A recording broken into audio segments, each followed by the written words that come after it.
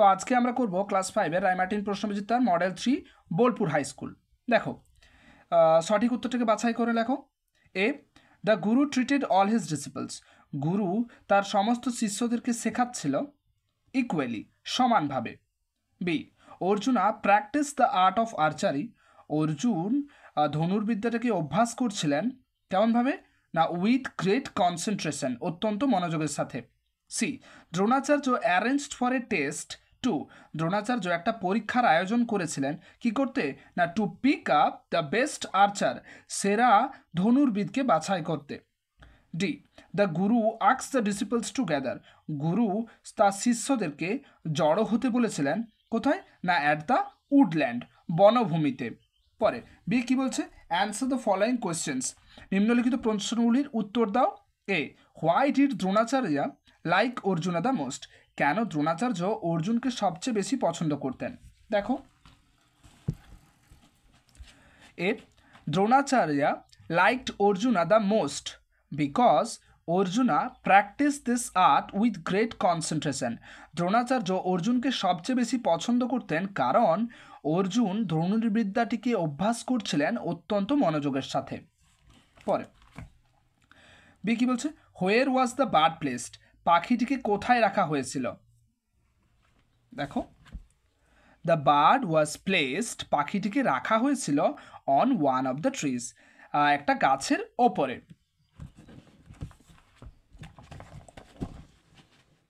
পরে সি কি বলছে, কমপ্লিট দ্য ফলোয়িং সেন্টেন্সেস, বাক্যগুলিকে সম্পূর্ণ করো। A, silently a feeling of dislike, নিস্তব্ধে একটা অপছন্দের অনুভূতি কি হচ্ছিল, একটা অপছন্দের অনুভূতি গ্রিউ, বেড়ে উঠেছিল ইন দেয়ার হার্টস, তাদের মনের মধ্যে, তাদের বলতে কৌরবদের মনের মধ্যে, কাদের প্রতি না টুয়ার্ডস দ্য পাণ্ডবাস, পাণ্ডবদের প্রতি। B, they openly criticise the guru, তারা প্রকাশ্যে গুরুর সমালোচনা করছিলেন কি জন্য না for showing favour towards Arjuna, অর্জুনের প্রতি বেশি অনুগ্রহ দেখানোর জন্য। পরে দে টোল্ড দ্য গুরু, তারা গুরুকে বলেছিল দ্যাট দে ওয়ের নট, যে তারা ছিল না, দেখো that they were not any less skilful in archery, যে তারা ধনুর্বিদ্যায় কোনো অংশে কম দক্ষ ছিল না। D, soon he became the, শীঘ্রই সে হয়ে উঠেছিল কি না the best archer among all, সকলের মধ্যে সেরা ধনুর্বিদ। তারপরে আনসিন আছে, আনসিনটা খুব ভালো করে পড়বে। এরপর উত্তর দেখো। এ কি বলছে, হোয়াট গিভস আস লাইট, কি আমাদের আলো দেয়। দেখো, the sun gives us light, সূর্য আমাদের আলো দেয়। B, how many hours does the earth take to complete a rotation, কত সময় পৃথিবী নিয়ে থাকে একটা আবর্তনকে সম্পূর্ণ করতে।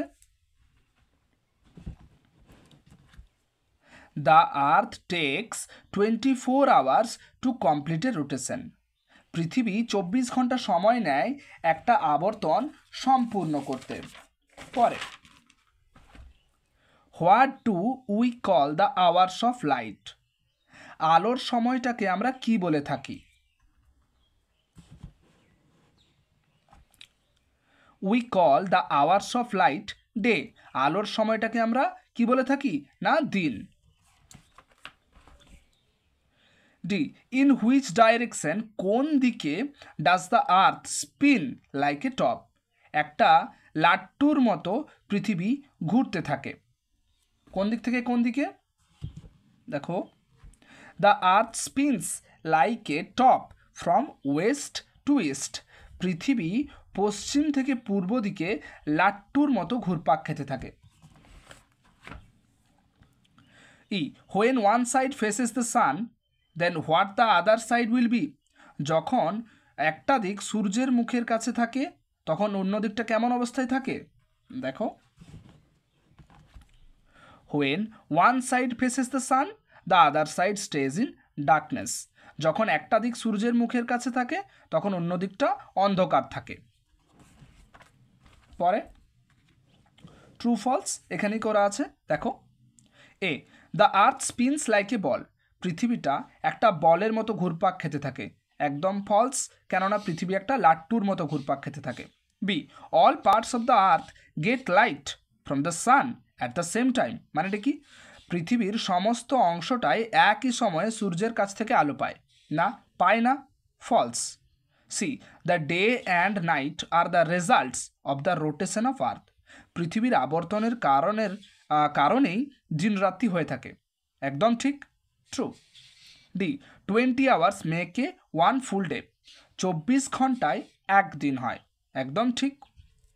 পরে এরপরে চলে এসো গ্রামার অ্যান্ড ভোকাবুলারিতে। দেখো কি বলছে, fill in the blanks with proper words from the help box. দেখো কি বলছে, এ, উই হ্যাভ মেনি, পাশে উত্তর করা আছে, উই হ্যাভ মেনি, আমাদের আছে অনেক, কি আছে অনেক না, historical places in our country, আমাদের আছে অনেক ঐতিহাসিক স্থান আমাদের দেশে।